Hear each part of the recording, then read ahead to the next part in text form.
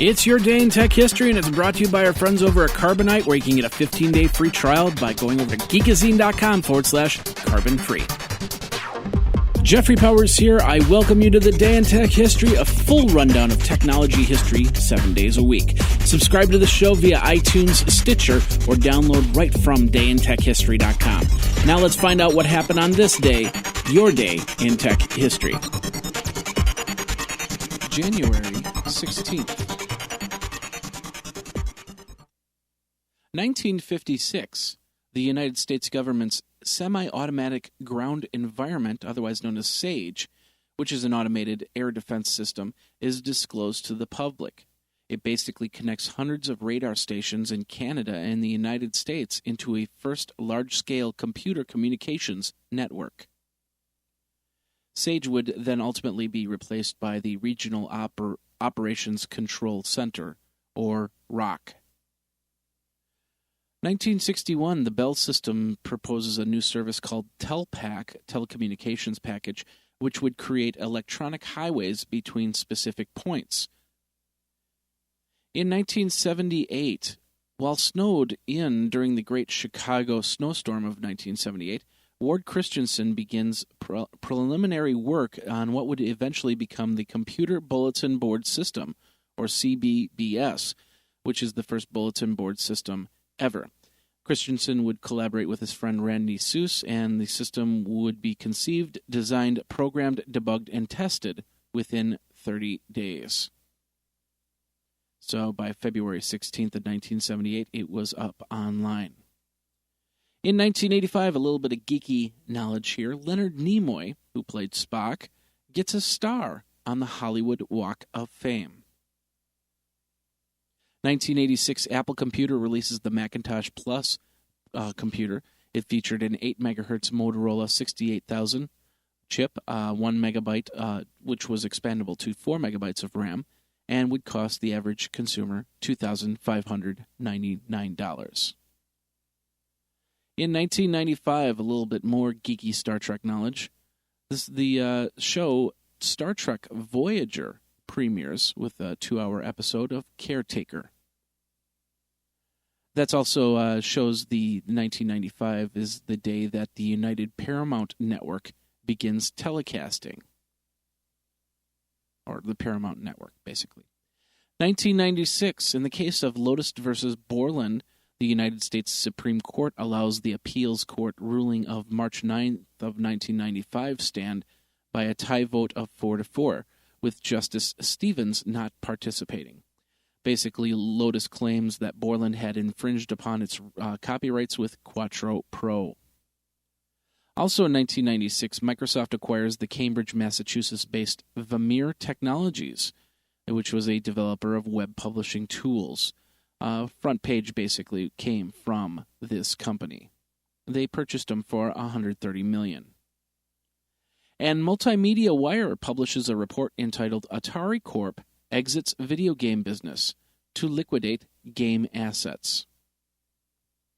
1997, Microsoft releases the Microsoft Office 97 Office Suite for Windows. It would include Access, Excel, Outlook, PowerPoint, and Word. The price would be $499 for the standard version, $209 for an upgrade, $599 for the professional version, or $309 for an upgrade of the professional version. 1998, Iowa Community College is hacked by Eric Burns, otherwise known as Zyklon. The Softex NCP website is hacked by Insect. Also in 1998, the Tallahassee Freenet website was hacked anonymously by somebody clearly intent on destroying the system's files. And the Umea Universität, basically the Umea University website is hacked by Toxic Edge. Now this word from our friends over at Carbonite who want to help you pursue your passion. January is a month to reflect on what you did the previous year and also plan what you're going to do in the next. One thing you might want to put on that resolution list is to back up your data. and Carbonite is here to help with that. Founded in 2005, Carbonite backs up over 300 billion files to their secure servers, from photos of your newborn to important videos of the family and friends, not to mention those years of scanned documents you've been spending days digitizing. All of it gets stored in their secure cloud, so you're protected from fire, theft, and other acts, but also able to pull it down on your iPad to show those cute pictures to friends and family. Your data is secure and encrypted, and if you're a small business in the healthcare market, Carbonite can help since they are also HIPAA compliant. It's your life backed up for $59.95 a year, a small investment in important files. For more information, you got to check out geekazine.com/carbon free. That's geekazine.com/carbon free. Back up now, back up often, back up off-site with Carbonite. Now let's get back into your day in tech history. In 2000, Patrick Spence passes the development and maintenance of Renegade Bulletin Board System software, which was one of the most popular BBS systems in the mid-90s, to Jeff Herrings. Herrings offered his assistance in making the system Y2K compliant.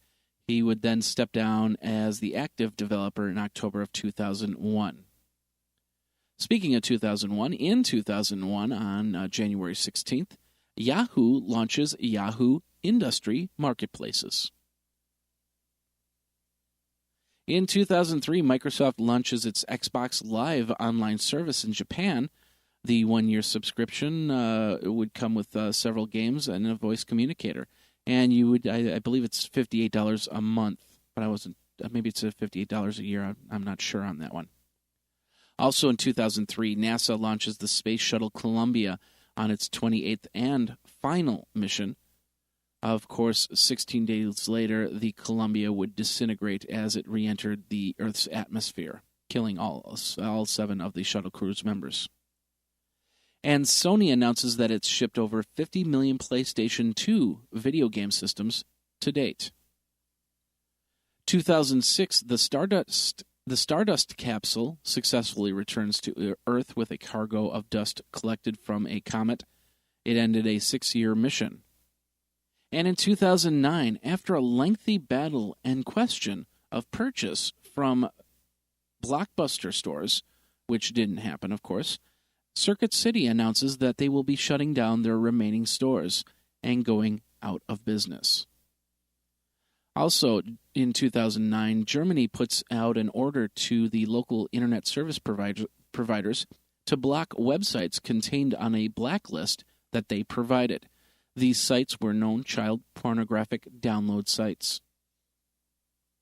The European Union sends out notice to Microsoft on the grounds of the IE browser packaged with Windows. And finally, Burger King runs a promotion on Facebook a few days prior saying that they will give you a Whopper if you defriend someone.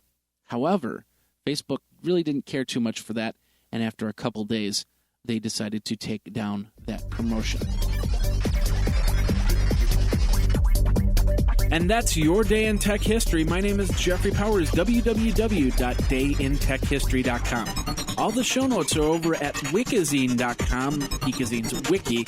And of course, you can like the Facebook page and follow Twitter at DayInTechHist. Until tomorrow, take care. Day in Tech History is copyright 2015, JMP Enterprise and Geekazine.com.